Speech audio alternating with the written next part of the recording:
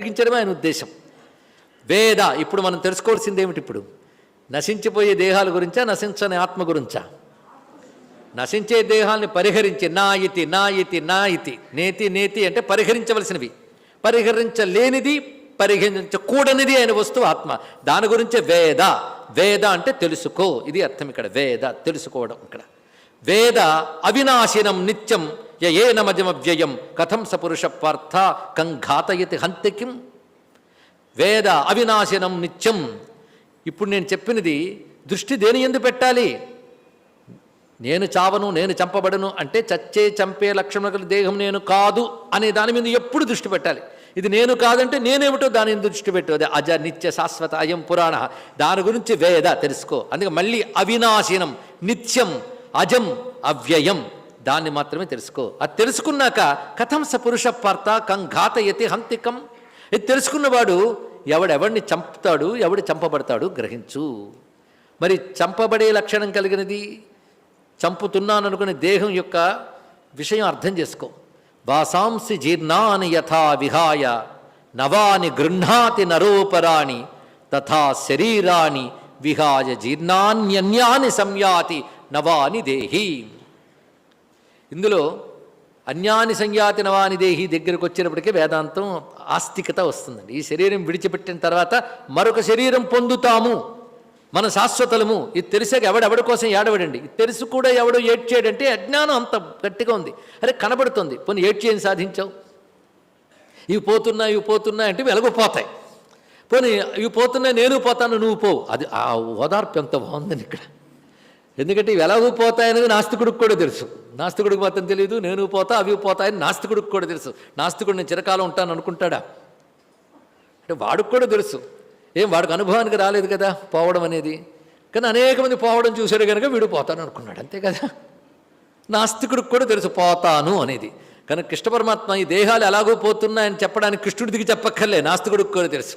దేహాలు పోయినా నువ్వుంటావురా నాయన అని చెప్పడానికి కృష్ణుడు వచ్చాడు ఇక్కడ.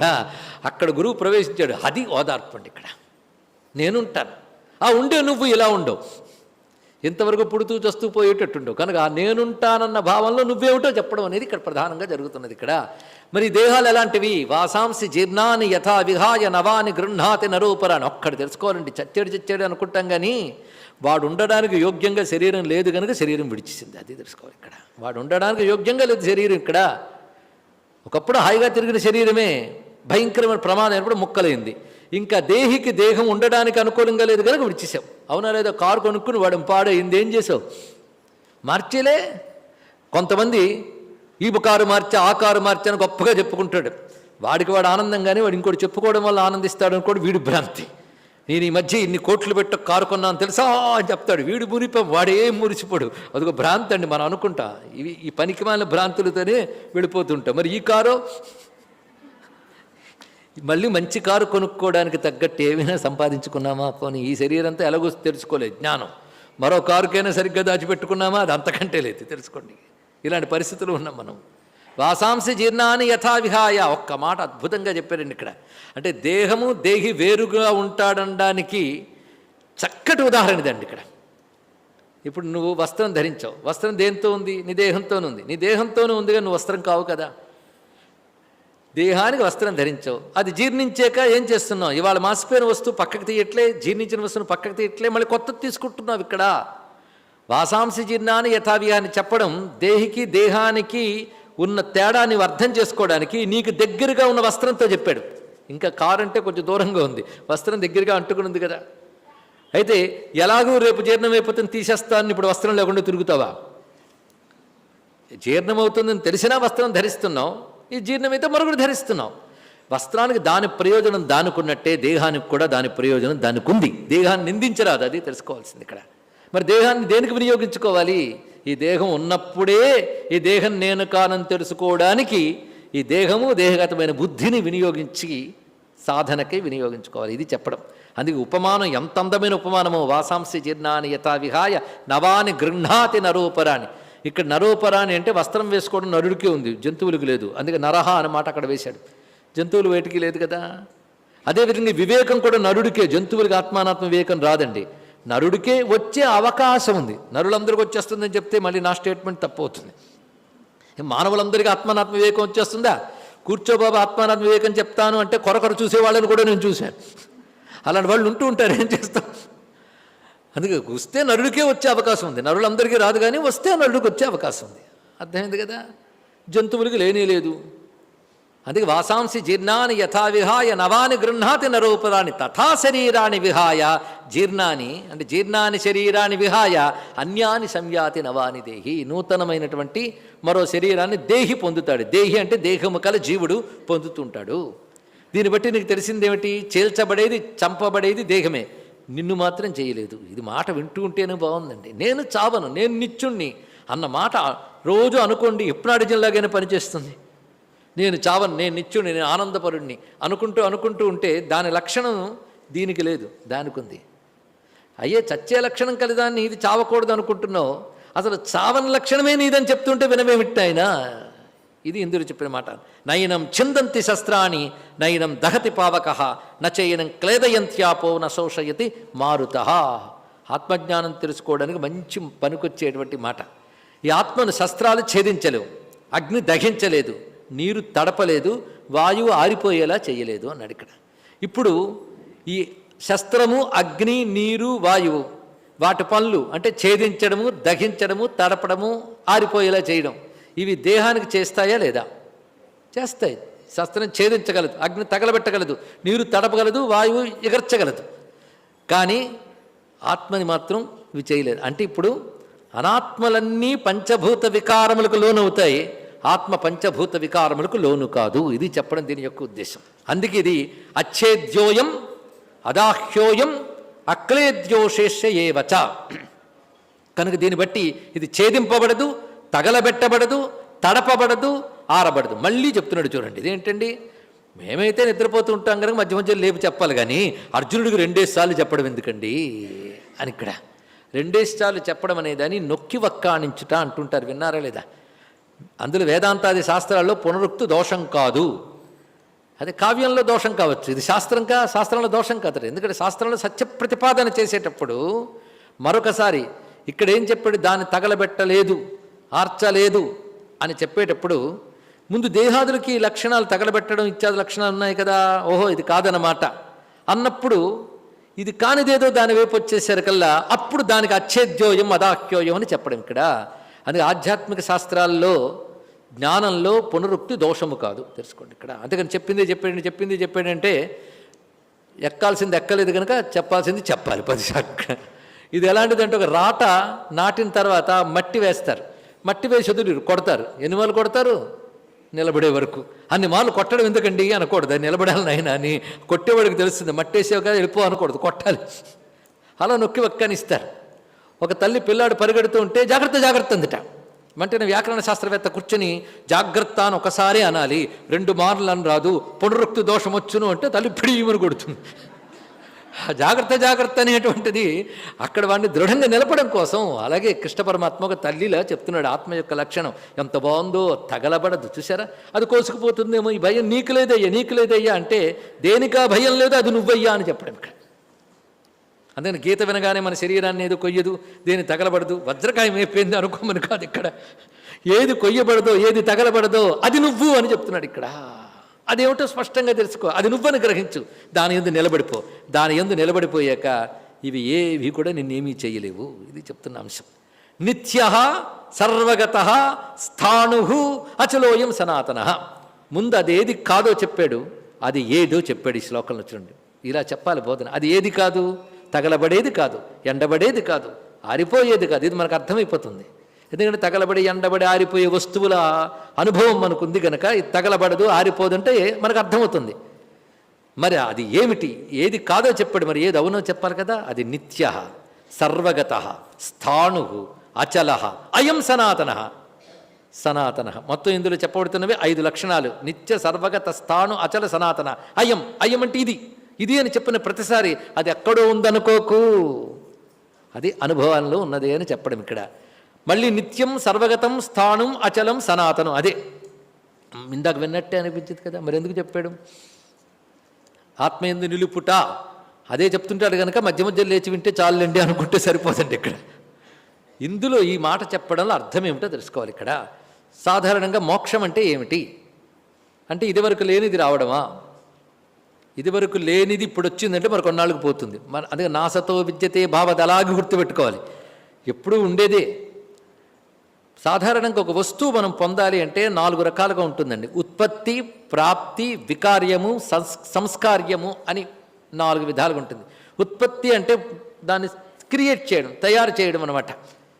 ఇదివరకు లేని దాన్ని తయారు చేశారు, అది ఉత్పత్తి. అలాగే ఆత్మ ఉత్పత్తి అయినదా అంటే ఆత్మను మనం పొందేము, ఆత్మను తెలుసుకున్నామంటే ఆత్మను ఉత్పత్తి చేశారా? కాదు కదా. అది ఎప్పుడు ఉండేది. అందుకే నిత్య అక్కడికి వచ్చింది. ఉత్పత్తి అయ్యేది కాదు అని చెప్పడానికి నిత్య అన్నాడు ఇక్కడ. పోనీ పొందాలి అంటే ఒక వస్తువును మనం పొందడం అంటే ఉత్పత్తి చేసేనా పొందాలి. ఇక్కడ లేనిది మరొక చోటు ఉందంటే అక్కడికి వెళ్ళి పొందాలి. అవునా లేదా? మామిడి పళ్ళు మామిడి తోటలో ఉంటాయంటే మీరు ఇంటి నుంచి మామిడి తోటకు వెళ్ళారు. ఎందుకు? మామిడి పండు మీ ఇంటి దాకా రాలేదు గనక, వ్యాపించలేదు కనుక ఆత్మ అదే విధంగా ఎక్కడికో వెళ్ళి పొందవలసినదా? కాదు. సర్వగత దానికి మాట ఇక్కడ ప్రాప్తి కాదు అని చెప్పడానికి రెండవ మాట సర్వగత అని మాట వేశాడు. వెళ్ళి పొందవలసింది ఇంకా సర్వగతము. మొట్టమొదటిది ఉత్పత్తి చేసేది కాదు గనక నిత్యం, వెళ్ళి పొందవలసింది కాదు గనక, కొత్తగా పొందవలసింది కాదు గనక అది ప్రాప్తి కాదు అంత చెప్పడానికి సర్వగత అన్నాడు. పోనీ అది ఆ రోజుల్లో ఇలా ఉండేదండి ఆత్మ అనేది, ఈ రోజుల్లో సైన్స్ డెవలప్ అయింది కనుక ఆత్మ ఇలా మారింది అంటావా? ఆత్మ మారదు అని చెప్పడం కోసం స్థాణుహు అని మాట వేశారు. స్థాణుహు అంటే వికార్యము కాదు.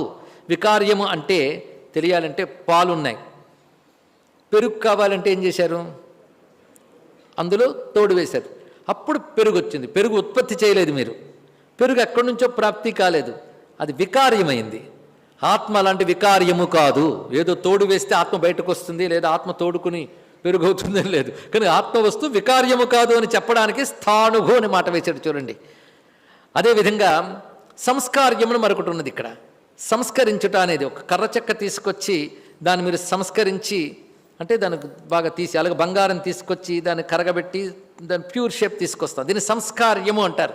అలాగే ఆత్మ అనే దాన్ని సంస్కరించి పొందాలా బంగారంలాగా అంటే అది శుద్ధమైన దాన్ని నువ్వేం సంస్కరిస్తావు కనుక సంస్కరించదగేది కాదు. అది ఎప్పుడు ఒకేలాగా అచలహ అని చెప్పారు ఇక్కడ. అచలోయం అనే మాట ఇప్పుడు చూసారా? అది ఉత్పత్తి కాదు గనక నిత్య, అది ప్రాప్తి వస్తువు కాదు గనక సర్వగత, అది వికార్యము కాదు గనక స్థాణువు, అది సంస్కార్యము కాదు గనక అచలహ. ఈ 4 లక్షణాలు కలిగింది కనుక సనాతన అని మాట ఇక్కడ చెప్పాడు. ఇక్కడ ఆత్మ యొక్క స్వరూపం అంత చక్కగా చెప్పబడుతున్నది. ఎంత సులభంగా ఉందండి. కష్టపడి ఎక్కడి నుంచో తెచ్చుకోక్కర్లేదు, వంటలాగా తయారు చేసి పొందనక్కర్లేదు, పెరుగులాగా తోడేసి తెచ్చుకోక్కర్లేదు. చూసారా ఎంత హాయిగా ఉందో? అదొక్కటే, అది నువ్వని తెలుసుకుని దాని మీద నిలబడితే చాలు. అవ్యక్తోయం అచింత్యోయం అవికార్యోయం ఉచ్యతే. ఏదో తెలిసిపోయినట్టుంది కదా. అవ్యక్తము చాలా జాగ్రత్తగా నువ్వు ఇప్పుడు విన్నట్టు పదాలే వింటున్నట్టు అనిపిస్తాయి. ఎందుకంటే మనం ఇవన్నీ స్తోత్రాల్లో వాటిలో చదివేశాం కనుక విన్న పదాలండి. కానీ అవ్యక్తము, వ్యక్తము కానిది అయిపోయింది. మీనింగ్ కాదు, ఫీలింగ్ రావాలండి. దానికోసం తెలుసుకోండి. ఇక్కడ మీనింగులతో ఆగిపోతున్నా, ఫీలింగుల దాకా తీసుకెళ్ళట్లేదు, అది వచ్చింది బాధ. అలాగే అవతల వాడు చెప్తున్నాడు మీనింగ్ ఏమిటా అని చూసుకుంటున్నాం, ఫీలింగ్లోకి వెళ్ళట్లేదు. మీనింగ్ని అర్థం చేసుకుని విచారంలోకి వెళ్ళాలి. మీనింగ్ నుంచి థింకింగ్లోకి వెళ్తే కానీ ఫీలింగ్ రాదు. తెలుసుకోండి. ఇక్కడ దానిలోకి వెళ్ళే ప్రయత్నం చేయండి. మొత్తానికి అయం అనే మాట ఇక్కడ వచ్చింది. ఆత్మ గురించి చెప్తున్నాడు. ఆత్మకి నిత్య సర్వగత స్థాణు అనే దానిలో అది ఉత్పత్తి ప్రాప్తి వికార్య సంస్కార్యముల వల్ల లభించేది కాదు అని చెప్పడం, సిద్ధవస్తువు అని చెప్పడానికి సనాతనం అని చెప్పాడు. ఇప్పుడు చెప్తున్నది అంటే అది అవ్యక్తము అంటే నాన్ మేనిఫెస్టెడ్, భౌతికంగా కనబడేది కాదు. ఆత్మ అనేది భౌతికంగా కనబడేది కాదు. కొంత నాకు ఆత్మసాక్షాత్కారం అయింది అండి అంటారు. ఎలా అయిందండి? మన జ్ఞానానికి కూర్చున్నానా ఠాంగ్ అనుకు చప్పుడు, భామ్ మనకు వెలుగు కనబడిందండి. ఆత్మ కనబడితే ఆత్మ అవుతుందా? కానీ ఆత్మసాక్షాత్కారం అంటే అది డిజిటల్ సౌండ్స్తోనూ లేకపోతే గ్రాఫిక్స్తోనూ కనబడుతుందండి. అది అక్కడ అది అవ్యక్తము, వ్యక్తము కాదు. పోనీ ఇలా ఉంటుంది ఊహిస్తావా? అచింత్యము, ఊహించడానికి కూడా వీల్లేదు. అవికార్యము కనుక అది ఒక రూపం ధరించి కనబడాలి అంటే వికారం పొందాలి, అది అవికార్యము. అయం ఉచ్యతే. ఈ 3 మాటలు ఎందుకు చెప్పాడు? చెప్పిందే చెప్పినట్టు కాదు, ప్రతిదానికి ఒక పర్పస్ ఉందని చెప్పుకున్నాం కదా. ఇది చెప్పడానికి ఉద్దేశం ఏంటంటే ఇందాక దీనికి మూలంగా ఒక మాట చెప్పుకున్న స్థూల సూక్ష్మ కారణ శరీరాలు. స్థూల శరీరానికి ఉన్న లక్షణం వ్యక్తం. స్థూల శరీరం అందరికి కనబడుతుందండి, అవునా లేదా? స్థూల శరీరం అంటే కనబడే ఈ బాడీ ప్రతి వాడికి కనబడుతూనుంది. దీని లక్షణం వ్యక్తం. సూక్ష్మ శరీరం ఉందే కనబడదు. ఎవరికి కనబడుతుందండి? సూక్ష్మ అంటే మనస్సు, ప్రాణము, ఇవన్నీ కనబడతాయా? చెప్పండి. కనబడవు.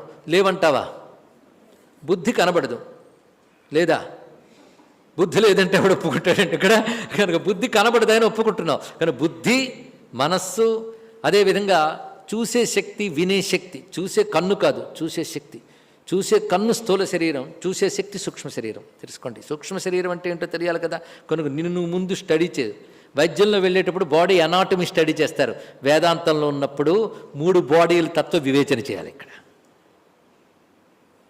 అందులో సూక్ష్మ శరీరం అంటే ముందు తెలుసుకోవాలి కదా. చూసే శక్తి, వినే శక్తి, దీన్ని సూక్ష్మేంద్రియములు అంటారండి. స్థూలేంద్రియం, సూక్ష్మేంద్రియం.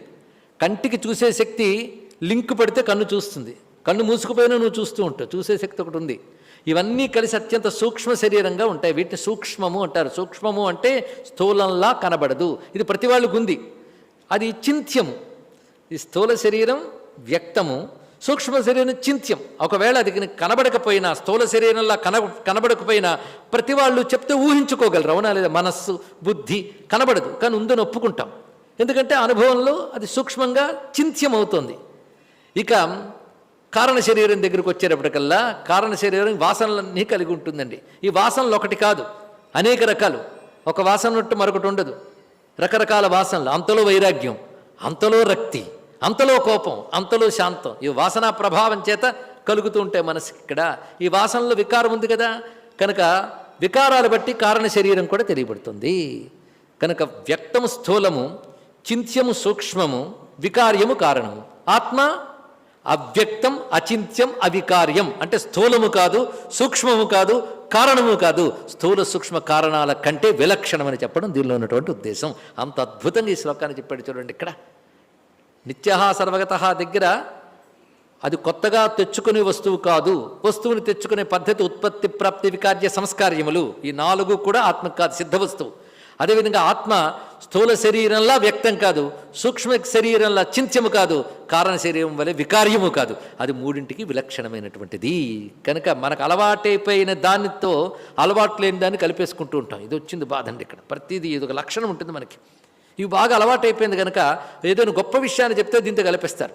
అమ్మవారు ఎలా ఉంటారంటే అరుణవర్ణంతో ప్రకాశిస్తుంటారు. అవునండి, మా ఇంట్లో గులాబీ తోట ఉంది, ఆ పువ్వు అలాగే ఉంటుందండి అంటాడు. ఎటువంటి అమ్మవారిని ఎక్కడికి తీసుకొచ్చాం? ఎందుకంటే అమ్మవారు అరుణవర్ణం నీకు అలవాటు లేదు కనుక ఈ గులాబీ అలవాటు అయిపోయింది కనుక దాన్ని తెచ్చి ఇక్కడ కలిపేసి అది వచ్చింది బాధ ఇక్కడ. దానితో నీకు ఏర్పడుతుంది ఏంటంటే ఈ గులాబీ రంగు ప్రమాణంలోనే అమ్మవారిని చూడడం అలవాటు చేసుకుంటుంది. ఇది ప్రమాదం. అందుకే అచింత్యమైన ఆత్మవస్తువుని మనకు అలవాటైన దేహాదులతో కలిపేసుకుంటాం కనుక దీనికి విలక్షణం ఇది కాదు, ఇది కాదు అని చెప్తున్నాడు. ఆ మాటే వసిన్యాది వాగ్దేవతలు కూడా పదద్వయ ప్రభాజాల పరాకృత సరోరుహ అని చెప్పారండి ఇక్కడ. అవి అరుణమైనటువంటి పద్మాల కంటే వాటిని ఓడిస్తుందయ్యా అని చెప్పడంలో ఊహించుకో. దీనికంటే అతీతమని చెప్పడం. అదేవిధంగా అవ్యక్తోయం అచింత్యోయం అవికార్యోయముచ్యతే అంటే స్థూల సూక్ష్మ కారణ శరీరముల కంటే విలక్షణమైనది. అది వ్యక్తమయ్యేది కాదు, ఊహించబడేది కాదు, వికారము కాదు. కనుకని నువ్వు మనస్సుతో తెలుసుకోలేవు, కంటితో చూడలేవు, కానీ అది నువ్వై ఉన్నావు. తస్మాదేవం విదిత్వైనం నాను శోచితుమర్హసి. ఇది నీకు తెలుసుకుంటే, ఈ విధంగా గ్రహించినట్లయితే నాను శోచితుమర్హసి, నువ్వు ఏడవయ్యా అన్నాడు ఇక్కడ. నువ్వు ఏడవవు. మాటికి నువ్వు ఏడవవు అనే మాట. నా అనుశోచితుమర్హసి. పైగా ఇంకో మాట, నువ్వు శోకింపదగిన వాడవు కావు. నువ్వు ఏడవకూడదయ్యా, నువ్వే ఏడవకూడదు. అంటే మన ఏడుపు మన సహజ లక్షణం కాదు, ఆనందం మన సహజ లక్షణం. ఇది తెలుసుకోండి ఇక్కడ. ఆనందం మన సహజ లక్షణం, ఏడుపు మన సహజ లక్షణం కాదు. సహజ లక్షణం కాదు కనుకనే ఏడుపు వచ్చిన ప్రతిసారి పోవాలనుకుంటున్నాం. ఆనందం కలిగినప్పుడు ఈ ఆనందం పోతే బాగుండని ఎవడైనా అనుకుంటాడండి ఇక్కడ. ఏడుపు వస్తేనే పోవాలనుకుంటున్నాం. ఎందుకు? ఏడుపు మన సహజ లక్షణం కాదు. మన సహజ లక్షణం ఆనందం. అసహజం దుఃఖం. అసహజం దుఃఖం ఎందువల్ల ఏర్పడింది? ఏది ఆనందమో ఏది శాశ్వతమో దాన్ని తెలుసుకోలేక అశాశ్వతమైంది నశించేది నేను అనుకోవడం వల్ల దానికి కలిగే అనుభవాల వల్ల సుఖ దుఃఖాలు ఏర్పడుతున్నాయి. అదే నాను శోచితుమర్హసి అంటే అర్జునుడంతటి మహానుభావుడు ఏడవడానికి తగినవాడు కాడు అనే భావం కనబడుతుంది, కానీ మనందరికీ వర్తిస్తున్నమాట. అరే నువ్వు శుద్ధమైన అవికార్యమైన అచింత్యమైన అచలమైన స్థాణువైన ఆత్మవయ్యా, నువ్వు ఏడవడానికి తగిన వాడివైనా, నువ్వు ఆనందస్వరూపుడివి, నువ్వు ఆనందస్వరూపుడివి అని చెప్తున్నాడు. ఎంత గొప్ప మాట. మనం అనేక మార్లు చెప్పుకున్నాం. మహాసింహం ఒక పిల్లని ప్రసవించి మరణించింది. ఆ అడవిలో ఒక సింహ పిల్ల మాత్రమే ఉంది. దాన్ని కొన్ని మేకలు పెంచాయి. ఆ మేకలు పెంచిన తర్వాత అది మేకలతో తిరిగి తిరిగి మేకలాగే తయారైపోయింది. మేమే అంతే. దానికి అజ్జనే మొదటి నుంచి దాని యొక్క వోకల్ కార్డ్స్ అన్నీ మేమే అనడానికి అలవాటైపోయాం.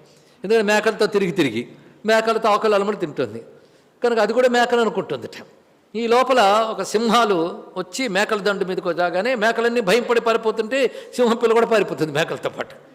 అది గమనించింది ఇక్కడున్న సింహం. అరే నావాడు ఇక్కడుండి పేడే అని ఆ సింహం పిల్లలు లాగింది. లాగడం మే మే మే అని అడుగుతుంది. మేమే దానికి అదే గర్జించాల్సిన దాని మీద చెప్పింది. ఇక్కడ నేను మేకనే ఎందుకంటే దానికి బుద్ధి మొదలెట్టిన దగ్గర నుంచి మేకతనమే అలవాటు అయిపోయింది, సింహతనం అలవాటు కాలేదు. ఇక్కడ దానికి నువ్వు సింహానం అని చెప్పడానికి ఆ సింహం ఎంత పాటలు పాడిందో, గురువు నువ్వు అచరుడివైన ఆత్మని చెప్పడానికి అంత పాటలు పడతారండి. ఇక్కడ మేకల గుంపులో పడిపోయిన సింహం మేకలతో తాదాత్మ్యమైనట్టు దేహాద్యుపాధులతో సుఖదుఖాలతో తాదాత్మ్యం చెందినటువంటి ఆనందస్వరూపుని శాశ్వతుడినైన నేను చచ్చిపోతానే పోతానే వాడిపోతా వీడిపోతా అని ఎడుతున్నాడు మేకలాగా. అందుకు వాడిని కూర్చోబెట్టి నువ్వు మేకల్లా మేమే వాడివి కాదయ్యా, సింహంలా ఉండవలసిన వాడివి, నాను శోచితు మర్హసి అనే మాటలో ఇది అర్థం అండి. ఇక్కడ నువ్వు ఏడవదగిన వాడివి కాదయ్యా బాబు. అందుకే అథ చైనం నిత్యజాతం నిత్యన్నా వా మన్యసే మృతం తథాపి త్వమహాబహో నైవం శోచితమర్హసి. ఇక్కడ వరకు 25 శ్లోకాల వరకు ఆత్మానాత్మ వివేచన చేసి ఇలా నువ్వు ఆలోచించినట్లయితే నీ అసలు స్వరూపం నశించేది కాదు, అక్కడ వాడాత్మ కూడా నశించేది కాదు. నశించే లక్షణం శరీరము నువ్వు కాదు, ఇంకెందుకయ్యా ఏడుపు, యుద్ధం చేయి, ఇది చెప్పాడు. అంటే ఆత్మానాత్మ విచారం తత్వదృష్టితో ఇప్పటి వరకు చెప్పాడు. ఇప్పుడు చెప్పబడుతున్నది ముందుగా భౌతిక దృష్టితో చెప్తున్నాడు. ఇక్కడ భౌతిక దృష్టితో ఇక్కడి నుంచి మొదలు పెడుతుందండి. 25 వరకు ఈ మాట చెప్పాడు. ఇది వినగానే ఒక కథ గుర్తొస్తుంది. చాలా కాలం క్రితం అలెగ్జాండరు ఈ దేశం మీద దండయాత్రకు వచ్చాడు. పాశ్చాత్య దేశాల నుంచి ఈ దేశానికి వచ్చిన వాళ్ళందరికీ అద్భుతాలే ఇక్కడ కనబడ్డాయండి. తర్వాత వారి అహంకారాలు ఆ అద్భుతాలను అజ్ఞానాల కింద తీర్చిదిద్ది మనల్ని మేకల్లా తీసేశారు. ఇక్కడ ఇంత కథలోలాగా అలెగ్జాండర్ ఇక్కడికి వచ్చినప్పుడు ఒక చోట ఆశ్చర్యపోయాడు. ఒక మహానుభావుడు కనబడ్డట. అతడు చాలా సింపుల్గా ఉన్నాడు, నిడాడంబరంగా ఉన్నాడు. వీడేంటి జగదేక సార్వభౌముడు. అక్కడికి వెళ్ళి చూసేటప్పటికల్లా పైగా జగదేక సార్వభౌముడు సైన్యంతో వస్తున్నాడు. ఈయన లేవలేదు, పలకరించలేదు, అలాగే కూర్చున్నాడు. అలాగని అహంకారమా? అహంకారం ఎప్పుడు వస్తుంది? వాడికంటే నేను గొప్ప అన్నప్పుడు వస్తుంది. అసలు వాడికంటే నేను గొప్ప అని కంటే అనేది ఏది లేదు ఈయన దగ్గర. అందుకోసం అలా కూర్చున్నాడు, చూస్తూ ఉన్నాడు, నిర్వికారంగా చూస్తున్నాడు ఆయన్ని. అలెగ్జాండర్ వచ్చాడు, వీడు లేవలేదు ఏమిటని. నేను ఎవరినో తెలుసా? ఎవడివి అంటే నేను ఫలానా చక్రవర్తిని, ఫలానా వీడి నన్ను, ఓహో అని ఏ ఎక్స్ప్రెషన్ లేదు. ఇదివరకు ఎవడు విన్నవాడు భయపడిపోయేవాడు, అమ్మ మీరా అని లేచేవాడు. ఇక్కడ ఈ రెండూ లేదని నిరాశ నిన్నమస్క్రియా అంటారు గౌడ భగవత్పాదులు వారు. ఆత్మజ్ఞానం ఒకరిని ఆశీర్వదించాడు, ఒకరికి నమస్కరించాడు, రెండూ లేదు. ఆశీర్వదించడం అంటే అహంకరించాడు కనుక, నమస్కరించడు అది కూడా ఉంది. అని ఆశీర్వదించడు, నమస్కరించడు అంటే వేరుగా ఒకదాన్ని చూస్తే కదా రెండూ లేవు. అలా చూస్తున్నాడు, నిర్వికారంగా ఉన్నాడు. నిర్వికారంగా ఉన్నట్టు కొందరు ఉంటారండి, ఏది చూసినా మొహం ఒకేలా ఉంటుంది. అంటే ఏడుపు కొట్టు మొహం, చిరాకు మొహం, అది ఎందుకు చెప్పినా మారదు. అలా లేడు, ఆనందంగా ఉన్నాడు, తృప్తిగా ఉన్నాడు. అలా చూస్తున్నట్టు అలెగ్జాండర్. నేను చక్రవర్తిని, ఎంతెందో జయించాను, మహాపరాక్రమవంతుడిని, అయితే ఏంటట అన్నాడు. ఏం కదలేదు. ఆశ్చర్యపోతున్నాడు ఈయన. ఇలాంటి గొప్ప జ్ఞాని, నువ్వు నాతో వస్తావా? నా రాజ్యానికి తీసుకెళ్తాను, నా భోగాలన్నీ ఇస్తాను నీకు నాతో పాటు అన్నాడు. ముందు నేను హాయిగా సూర్యకాంతిని ఆస్వాదిస్తున్నాను, నువ్వు అడ్డగా ఉన్నావు, పక్కకెళ్ళి, అదే చాలు నాకు అన్నట్టు. వెంటనే కోపం వచ్చి ఖడ్గంతి చంపేస్తాను నిన్ను అన్నాడు. నువ్వు నన్ను చంపలేవు అన్నాడు. ఎందుకు చంపలేను అన్నాడు. నేనంటే 3.5 మూరల పెండదేహాన్ని అనుకున్నావా అన్నట్టు. ఇక్కడ మరి నేనెవరిని? అప్రమేయ సర్వగత అన్నాడు. భయపడిపోయి కత్తి లోపల పెట్టాడండి. వాడి జ్ఞానం ఎటువంటిదో చూడండి. అటువంటి జ్ఞానం కలిగిన మహానుభావులు ఈ పరిమిత దేహంలో ఉన్నట్టు కనబడతారు, కానీ ఈ పరిమిత దేహం నేనైనా భ్రాంతి లేకుండా ఉంటారు. అంటే అటువంటి జ్ఞానులు ఉంటారు. అలాంటి జ్ఞానుల్ని కన్న దేశం ఈ దేశం. అలాంటి జ్ఞానాన్ని బోధిస్తున్నాడు గురువుగారు ఇక్కడ. అది నీ అసలు స్వరూపం అయ్యా, అది నీ అసలు స్వరూపం. అది గ్రహించాక ఇటువంటి విషయాలు ఆలోచిస్తావు నువ్వు. అది నాను శోచితమర్హసి, అది గొప్ప విషయం. ఆ యోగి పేరు కళ్యాణదాస్. ఈ కథ రికార్డెడ్ కథ ఇప్పటి వరకు చెప్పడం జరిగింది ఇక్కడ. ఎంత దివ్యమైన కథ.